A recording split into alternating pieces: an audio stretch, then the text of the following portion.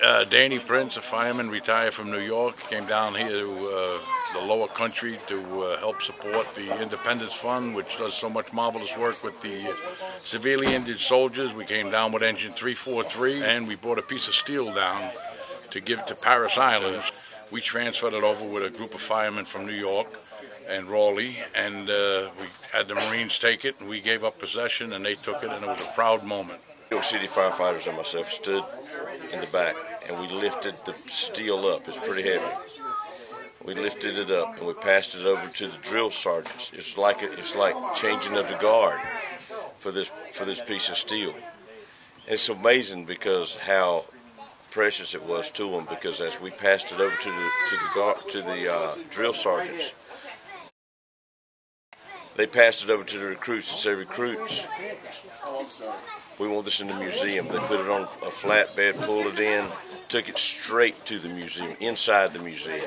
It's going to be there for everyone who comes to the museum. It's going to really, it just grabs you. Looking at it just grabs you. They were just in awe. My name is Mike Highland. I'm a retired lieutenant from the New York City Fire Department.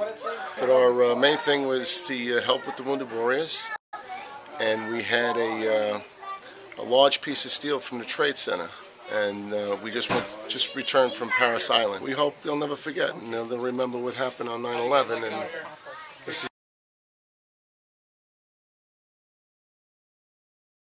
I went to boot camp in May of 2007, 3 days after I got my diploma from high school, and I just went to Parris Island today. Stood in the same footsteps.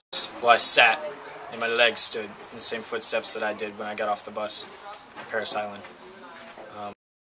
It was a really weird feeling, definitely because back then I had legs.